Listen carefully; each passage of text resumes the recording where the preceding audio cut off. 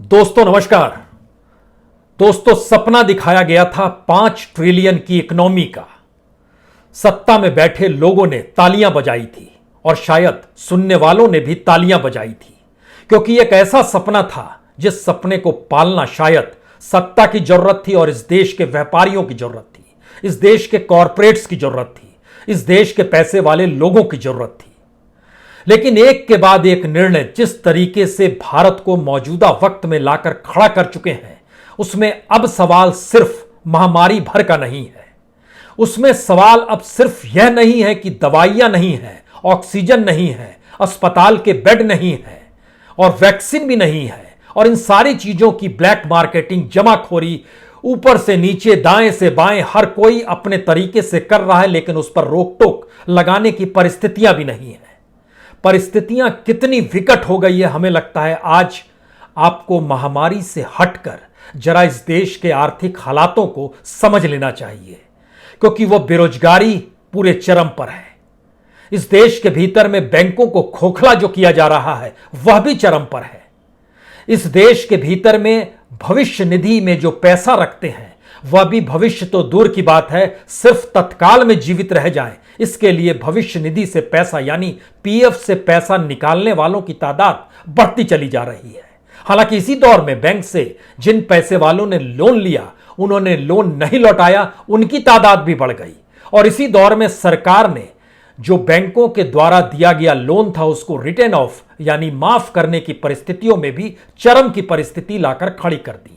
इसी दौर में मनरेगा तक में काम नहीं है। इसी दौर में बेरोजगारी का आलम इतना बड़ा हो चला है कि दुनिया के मानचित्र पर जब आप बदलाव को लेकर अपनी दृष्टि डालेंगे तो शायद इतनी बड़ी तादाद में बेरोजगारी किसी भी देश में सत्ता को पलट देती है।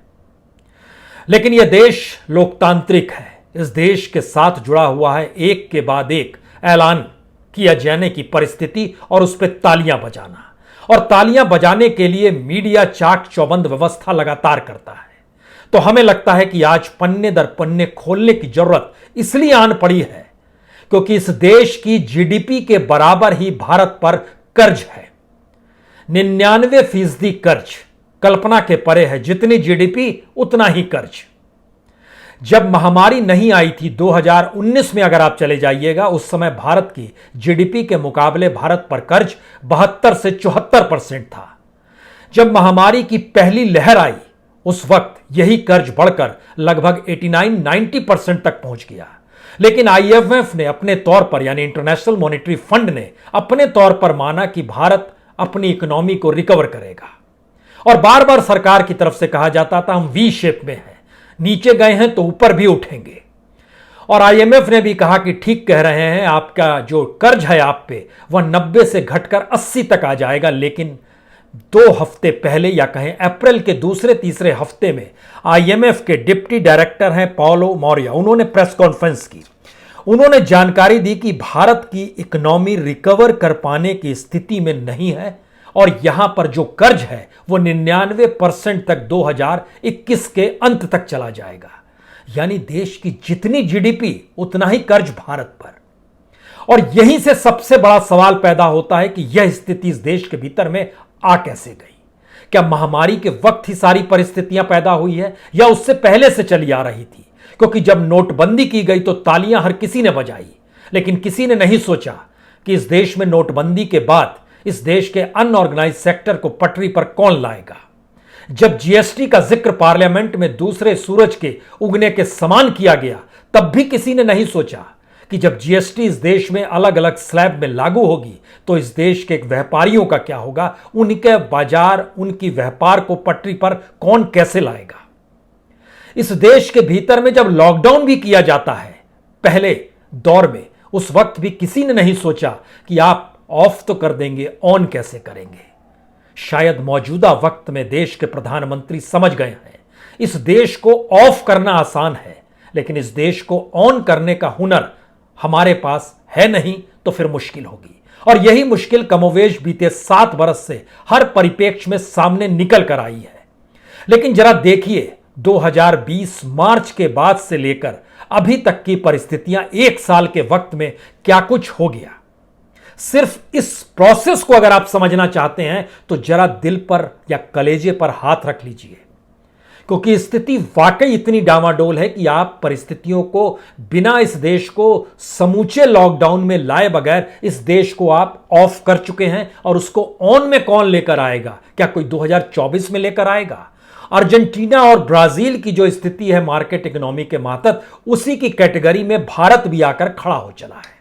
यह है इंटरनेशनल मॉनेटरी फंड और वर्ल्ड बैंक का आकलन भारत को लेकर अपने तौर पर कर्ज के मद्देनजर। लेकिन हमें लगता है कि इसके ठीक समानांतर आम लोगों की परिस्थितियों को भी अब समझने की जरूरत है, क्योंकि इसी दौर में, सिर्फ इस एक साल के दौर में बैंक मर्जर जो किया गया उसकी 2118 बैंक की शाखाएं बंद हो गई। किसी ना किसी की नौकरी गई होगी, जो दिहाड़ी पर होगा उसकी नौकरी भी गई होगी, लेकिन बेफिक्र है यह देश। 1 करोड़ से ज्यादा सीधे सीधे लोगों का रोजगार छिन गया, जिसमें 75 लाख लोग व्हाइट कॉलर थे।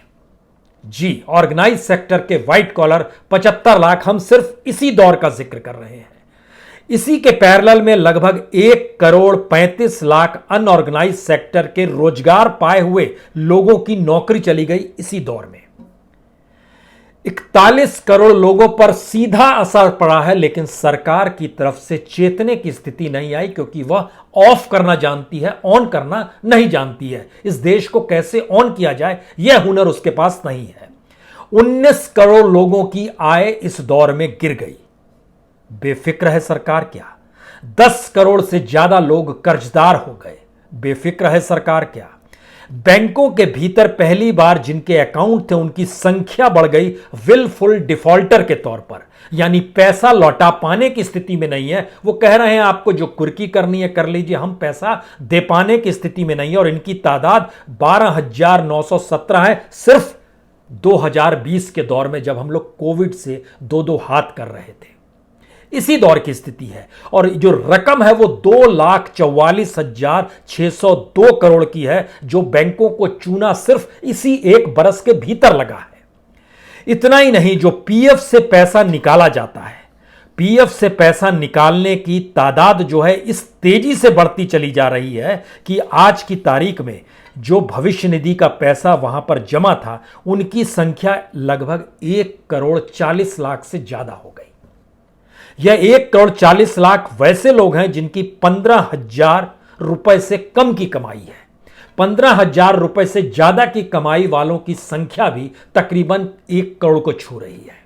पीएफ से निकाले जा रहे पैसों की संख्या जो है वो लगातार बढ़ती चली जा रही है। और पहली वेव और दूसरी वेव अगर दोनों को मिला भी दीजिएगा तो तकरीबन यह 55 से 60,000 करोड़ रुपया लोगों ने निकाला है, क्योंकि जिंदगी चलानी है। पहले वेव में रोजगार गया था, दूसरे वेव में दवाई चाहिए, अस्पताल चाहिए, वैक्सीन चाहिए, बेड चाहिए, इसके लिए भी पैसा चाहिए। सवाल 5 किलो गेहूं और 5 किलो चावल भर का नहीं रहा है। इस देश के भीतर में पीएफ का पैसा लोग निकाल रहे हैं, इलाज हो सके, जिंदगी बच सके। यानी जो सरकार ने अपने तौर पर ऐलान किया था 5 लाख का इंश्योरेंस, जो प्रधानमंत्री के नाम पर किया गया था, वह स्थिति कैसी धूमिल पड़ गई जब देश के भीतर में अस्पताल नहीं, बेड नहीं, इलाज नहीं, तो वो 5 लाख किसको मिलेगा? तो इसका मतलब है वो ऐलान भी सिर्फ हवा में था, क्योंकि हमारे पास इंफ्रास्ट्रक्चर नहीं था। लेकिन हम ऐलान दर ऐलान करने से चूक नहीं रहे थे। जो पेंशन निकालने वाले लोग हैं उसमें 40% लोग वो हैं जो इस देश के 3 राज्यों से आते हैं, और ये 3 राज्य इंडस्ट्रियल स्टेट के तौर पर देश में पहचाने जाते हैं। महाराष्ट्र, तमिलनाडु और कर्नाटक। कितनी बड़ी तादाद में यहां से पैसा निकाला गया, अगर उसको आप जोड़ना शुरू कीजिएगा तो महाराष्ट्र से तकरीबन 10,000 करोड़ इस दौर में इधर निकाला गया है। इससे पहले जो था 7,837 करोड़ रुपए। तमिलनाडु से पहले दौर में लगभग 5,743 करोड़ था, दूसरे दौर में भी लगभग इतनी ही रकम है। कर्नाटक के भीतर में, यह कर्नाटक का आंकड़ा था 5,743 करोड़। तमिलनाडु का जो आंकड़ा है वो 4,984 करोड़ रुपए पहली वेव में निकाला गया था, और लगभग 3,000 करोड़ रुपए दूसरी वेव में निकाला जा चुका है। यानी ओवरऑल जो भी भविष्य निधि का पैसा रखे हुए था उसको आज की तारीख में पैसा चाहिए जिंदगी जीने के लिए। अब यहां पर दूसरा सवाल है, अगर ऑर्गेनाइज्ड और अनऑर्गेनाइज्ड सेक्टर दोनों को मिला दीजिएगा, सिर्फ 2020 में 8 करोड़ 60 लाख नौकरियां गई हैं।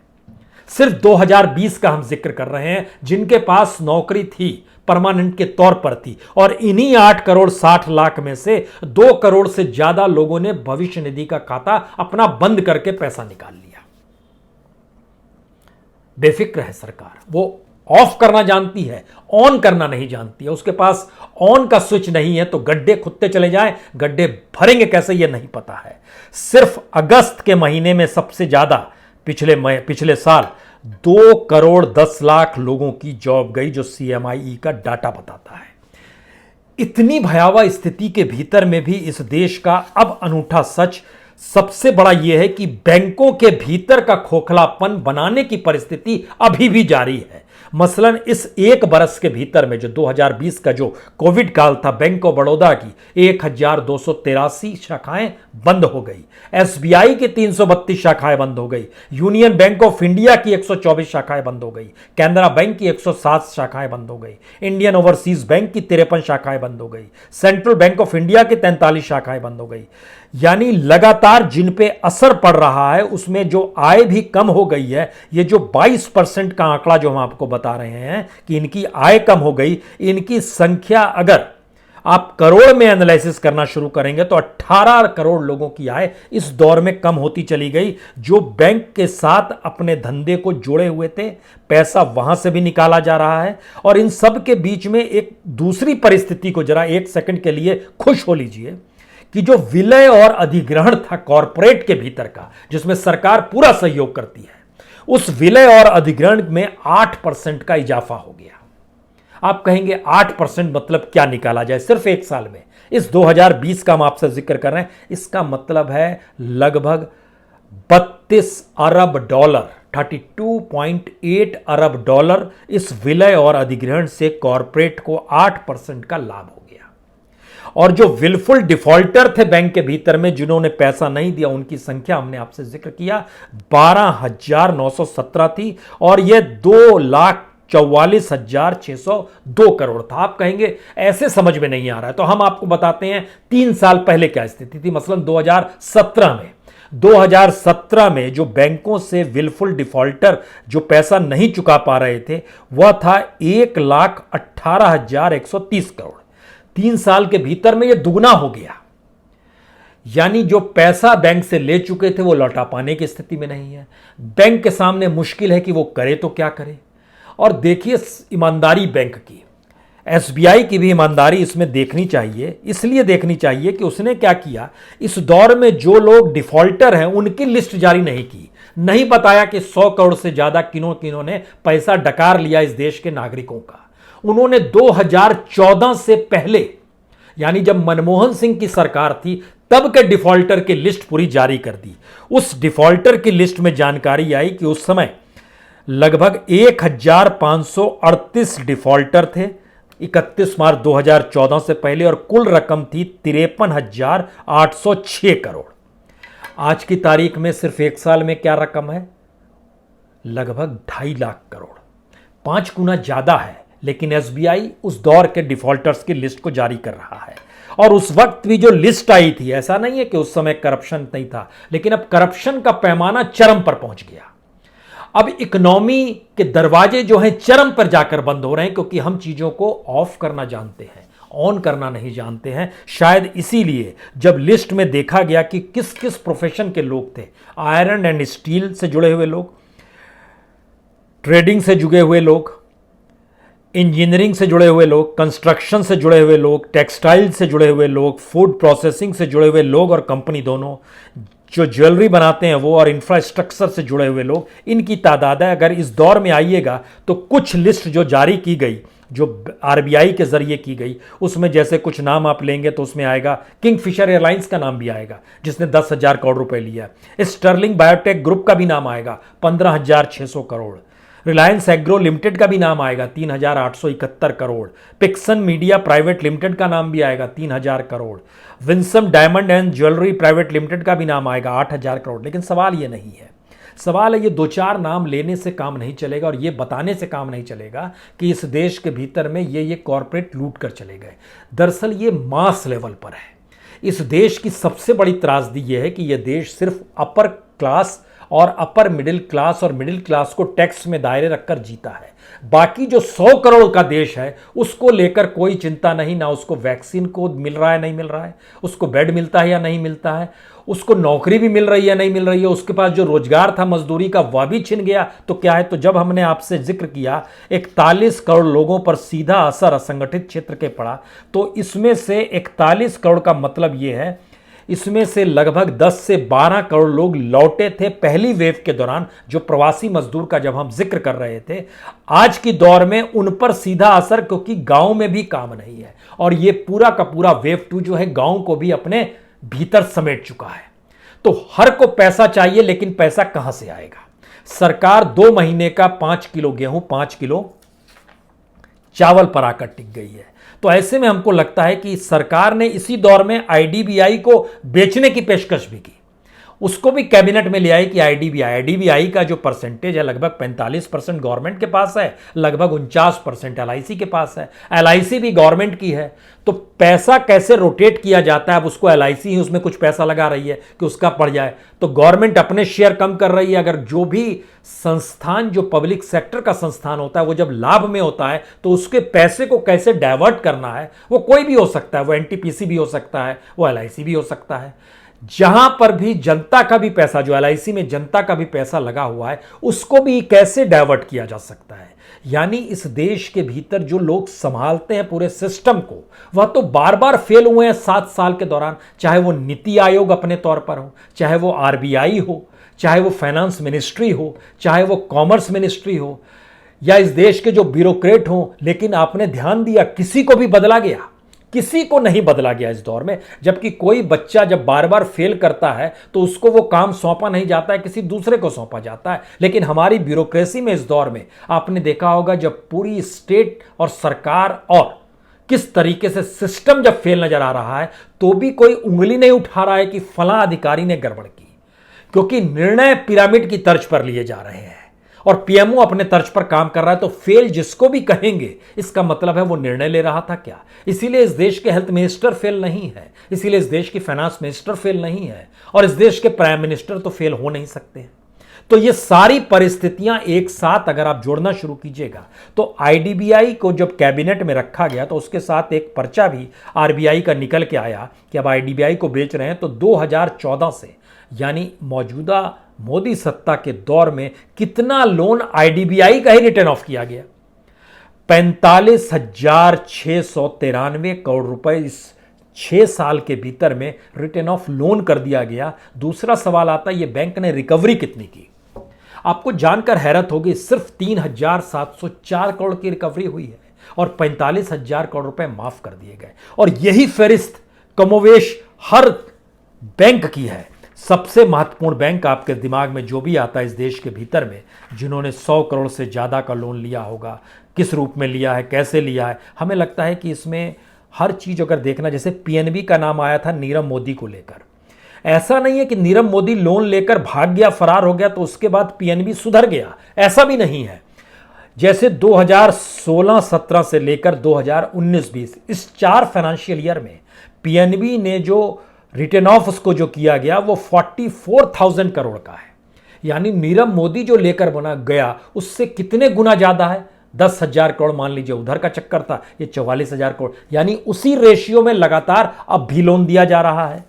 कोई भी बैंक उठाकर अगर आप देखेंगे, अगर पीएनबी का हमने आपसे जिक्र किया इस 2016-17 से 19-20 के बीच का, तो उसके बाद आपके दिमाग में तुरंत आएगा, जैसे एक इंडियन बैंक का बताते हैं। इंडियन बैंक ने सबसे कम उसको रिटर्न ऑफ किया गया 4,792 करोड़ रुपए। लेकिन सवाल है कि उसने रिकवरी कितनी की? जो लोन दिया सिर्फ 66 करोड़ रुपए, 1% रिकवरी की।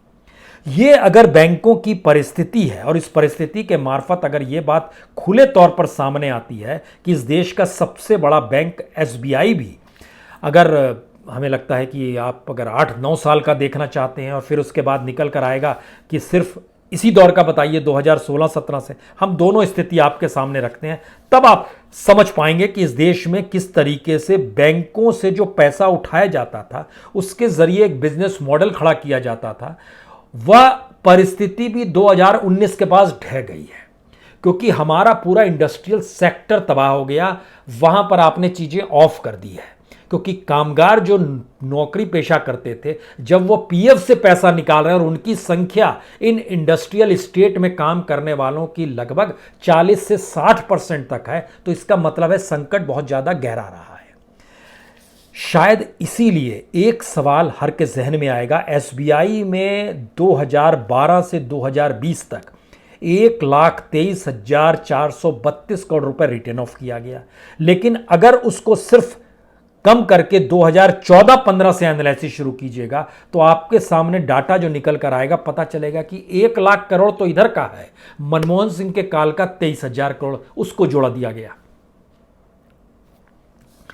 यानी जिस वक्त इस देश के भीतर में संकट इस बात को लेकर था कि वैक्सीन नहीं है, लॉकडाउन करें या नहीं करें, अस्पताल में बेड नहीं है, उस वक्त जब हम आपसे 2-3 जानकारी शेयर कर रहे हैं कि भारत के भीतर में आर्थिक और सामाजिक परिस्थिति, राजनीति को छोड़ दीजिए, आर्थिक और सामाजिक परिस्थितियां इससे बदतर इससे पहले उस समय भी नहीं थी जब इस देश को सोना गिरवी रखना पड़ा था, तो फिर आप समझिए, या फिर उस वक्त भी नहीं थी जब विभाजन के ऐलान के साथ भारत के सामने संकट था कि वह पाई पाई को मोहताज था, खेती इतनी नहीं थी कि इस देश का पेट भरा जा सके। उससे भी बदतर स्थिति उस दौर में जो जनसंख्या थी भारत की 1947 में, वो 31 करोड़ थी, और आज 41 करोड़ लोग के सामने सीधा बड़ा संकट है 2 जून की रोटी का, इलाज का, जिंदगी और मौत के बीच में चलते हुए कैसे बच जाएं इसका। और जो नौकरी कर रहे थे उनकी संख्या अगर 10 से 11 करोड़ की ऐसी है कि किसी भी हालत में कहीं से कर्ज मिल जाए, कहीं से अपना पैसा निकाल लें, तो इसका मतलब है ये खतरे की घंटी हो या ना हो। लेकिन सवाल यह है कि 2024 के बाद भी क्या स्थिति इस देश की सुधर पाएगी, क्योंकि अभी भी 3 वर्ष के भीतर में कैसे इकोनॉमी और डामाडोल होगी, कोई स्थिति को सच्चाई के साथ सरकार ना स्वीकारने को तैयार है, ना सरकार अपनी आलोचना को सहने को तैयार है, ना वापस पटरी पर कैसे लौटा जाए इसको लेकर कोई विजन काम कर रहा है। और आखिरी बात, इस देश के भीतर में सुप्रीम कोर्ट भी जो कमेटी बनाई, जो उसने डॉक्टरों की कमेटी बनाई, एक बात हर जहन में होनी चाहिए, इस देश के भीतर क्या 1950 के बाद से कोई इंटेलेक्चुअल पैदा ही नहीं हुआ है, या किसी ने पढ़ाई नहीं की है? सारी पुरानी पीढ़ी के डॉक्टरों को, जो कि मालिकान के तौर पर मौजूद हैं और मेडिकल सर्विस को किसी कॉरपोरेट की तर्ज पर चलाते हैं, उन्हें क्या पता है कि इलाज कैसे, घर का सिलेंडर नहीं उठाया होगा वह इस देश के भीतर में ऑक्सीजन के सिलेंडर के बांटने और कैसे सिस्टमेटिक तरीके से बढ़ जाए, इसका जिक्र करेंगे? जी नहीं। सरकार को सोचना होगा, क्योंकि यह देश तो सबका है, और समझना होगा कि अब किन हाथों में इस देश को संभालने की परिस्थितियों के साथ कमिटी दर कमिटी बनाकर भी काम सौंपा जाए। यह कैसे संभव है कि एक डॉक्टर निर्भया कांड में भी कमिटी में रहता है जो बनाई जाती है सरकार द्वारा, और वही डॉक्टर इस दौर में आकर ऑक्सीजन कैसे बटे और कैसे मेडिसिन और अस्पतालों की स्थिति सुधरे और भविष्य में ना हो, वह भी इस कमेटी में रहता है। एक ऐसी परिस्थिति है इस देश के भीतर में जहां पर दिवालियापन इस रूप में हावी है कि अगर हम दिवालिया अपने आप को घोषित नहीं करेंगे मानसिक तौर पर, तो हम सरकार और सत्ता के करीब नहीं होंगे। यह स्थिति है। बहुत बहुत शुक्रिया, बहुत बहुत शुक्रिया।